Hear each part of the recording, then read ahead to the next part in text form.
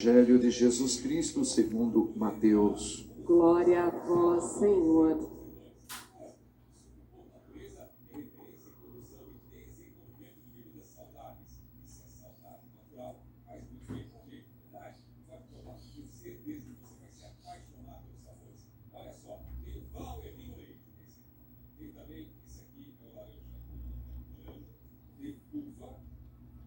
Naquele tempo, Jesus começou a mostrar a seus discípulos que devia ir a Jerusalém e sofrer muito por parte dos anciãos, dos sumos sacerdotes e dos mestres da lei, e que devia ser morto e ressuscitar ao terceiro dia. Então Pedro tomou Jesus à parte e começou a repreendê-lo, dizendo: Deus não permita tal coisa, Senhor, que isto nunca te aconteça. Jesus, porém, voltou-se para Pedro e disse: Vai para longe, Satanás. Tu és para mim uma pedra de tropeço, porque não pensas as coisas de Deus, mas sim as coisas dos homens. Então Jesus disse aos discípulos: Se alguém quer me seguir, renuncie a si mesmo. Tome a sua cruz e me siga. Pois quem quiser salvar a sua vida, vai perdê-la. E quem perder a sua vida por causa de mim, vai encontrá-la. De fato, o que adianta ao homem ganhar o mundo inteiro, mas perder a sua vida?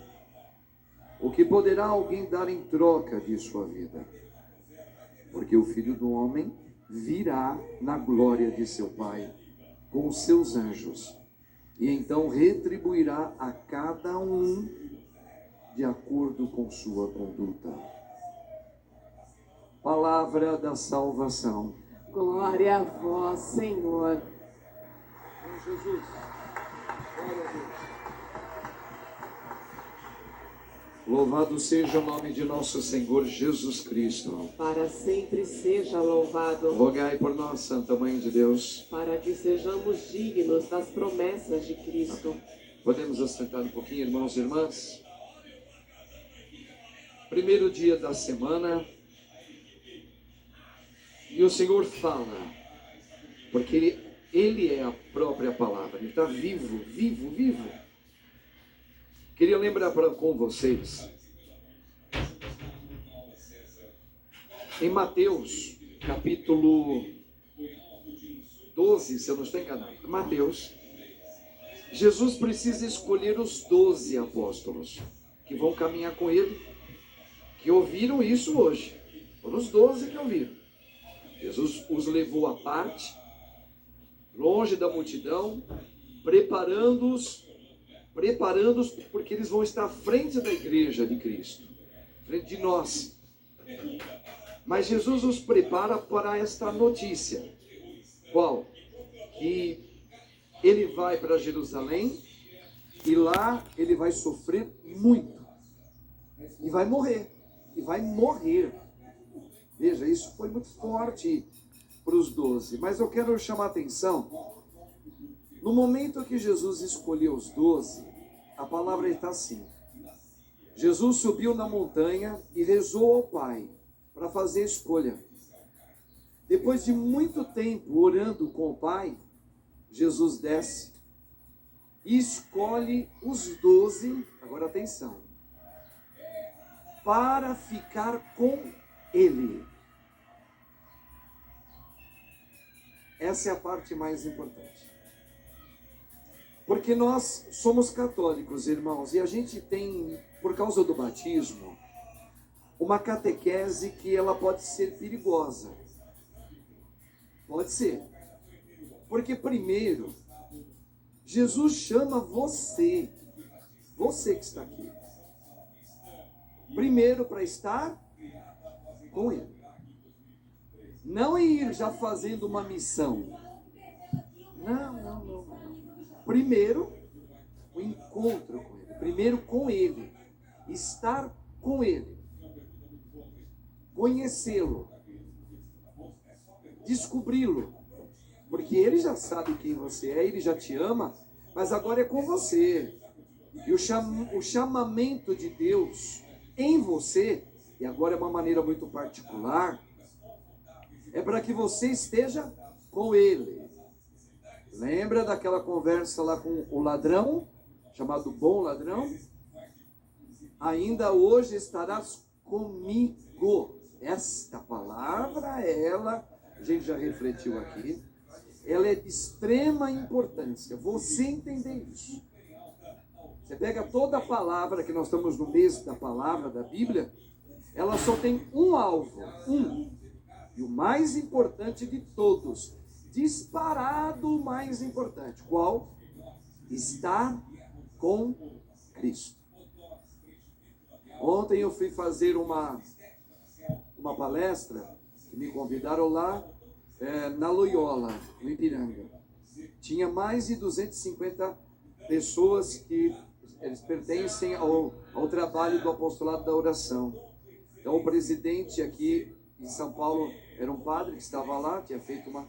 Depois fui eu. E ali eu lembrei de um livro, um dos meus livros que eu escrevi pela Loyola, que falava do Elvis Presley. E foi bom eu falar. Porque vocês aqui também sabem, e se não sabem vão saber agora, eu, do meu jeito, aprendi, entenda, como homem atraído pelas mulheres. Eu aprendi a amar Elvis Presley, queria ser como ele. Eu queria ter a beleza física do Elvis, eu queria ter a voz parecida com Elvis, eu queria ter o sucesso que o Elvis fez, e eu queria ser sedutor com as mulheres como Elvis Presley foi com muitas mulheres. Ok?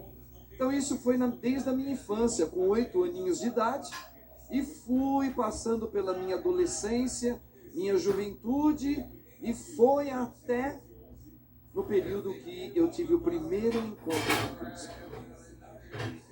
Hoje eu admiro muito o curto Elvis Presley, mas eu não quero ser como Elvis Presley. Mas de jeito nenhum. De jeito nenhum. Por quê? Porque, como diz hoje a primeira leitura em Jeremias, seduziste-me, Senhor. E eu me deixei seduzir. Tu és maior do que eu. Vence-me. Vence-me. Veja, o primeiro chamado que Deus fez para você é para que você tenha um encontro com Ele, de amor.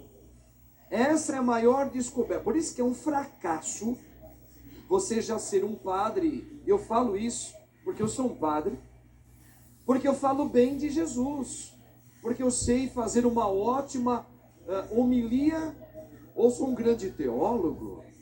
Eu tenho uma teologia sobre a palavra de Deus. O que é uma teologia? É um estudo que eu faço sobre as minhas impressões, sobre Deus. Então isso é uma teologia, ok? Então eu posso ser um doutor em teologia, tá? E falar muito bem, e levar muitas pessoas, pelo dom de eu saber, muita gente se voltar para Deus. Mas eu posso ter tudo isso, fazer parte de uma pastoral, ser um padre, e nunca ter tido um encontro com Jesus. Sendo que isso, lembra que o padre começou a homilia? Você pega a palavra toda do Senhor, toda. O mais importante alvo é esse, é estar com Cristo, ter uma experiência pessoal com a pessoa. A palavra é com a pessoa, não com a palavra escrita, com a pessoa chamada Jesus.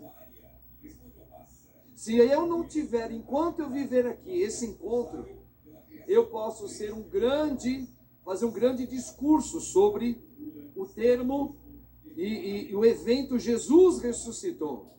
Repito, e posso ser muito bom no que eu faço. Posso ser professor, posso ajudar nas pastorais e posso fazer muito bem tudo isso. E colocar muitos padres no bolso até, naquilo que faço propriamente, aqui. Mas se eu não tiver a experiência de um encontro, lembra? Olha lá, está lá em Mateus. Cristo elevou a Deus uma oração durante a noite toda para me escolher também. Me chamou, como chamou você. Foi Cristo que veio até você. Agora, a primeira atitude de Deus comigo, não é falar, vai fazer a missão que eu te mandar. Não. O primeiro é, sai de você e vem para onde eu te enviar. Qual é o primeiro lugar? Com Ele.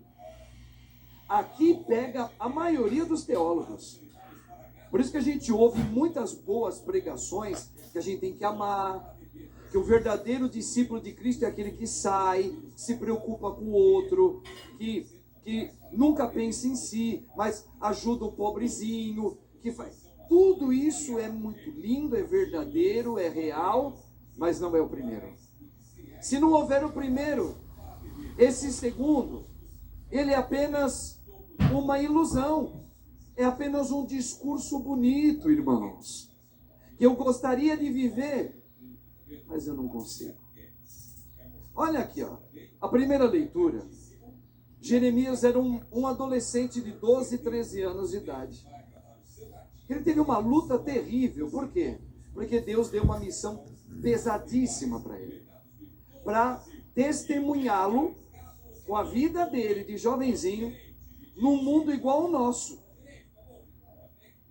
Nada mais nem nada menos. O mundo estava longe de Deus. O povo de Israel não queria mais saber de salvação, porque eles estavam vivendo com uma autossuficiência, porque a ciência na época tinha dado a eles a ilusão de que eles tinham tudo. E não precisavam mais de Deus. Para que Deus? Para que religião? Então é a mesma coisa hoje. E aí, Deus vai lá e fala, avisa a este povo que está vivendo isso, e fala que se eles continuarem vivendo isso, haverá um óbvio como consequência. Qual? Eles serão destruídos, eles vão viver a perdição, e será o fim deles aqui. Na época, foi isso que aconteceu com Israel do Sul, em Jerusalém. O templo foi destruído pelos babilônios. E olha que Deus falou pela boca de Jeremias. Só que Jeremias, no começo, queria fugir. Falou, não, Senhor, essa missão é muito pesada. Eu nem sei falar. Sou apenas uma criança, eu nem tenho idade suficiente. E Jeremias, realmente, ele era um rapaz muito romântico.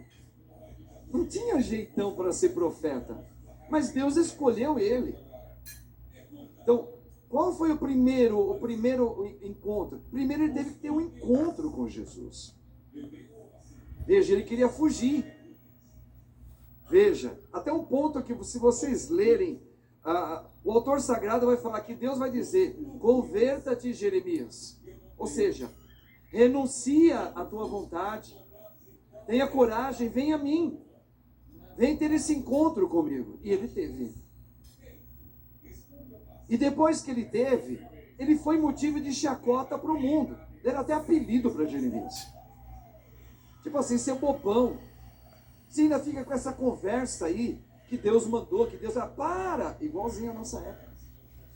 Hoje muitos de nós temos vergonha de testemunhar Cristo com a nossa vida. Porque a gente está hoje vivendo politicamente correto nos condomínios onde a gente mora, nos locais onde nós trabalhamos, com a vizinhança, com a escola, com as faculdades, com tudo é isso. Então, é a mesma coisa.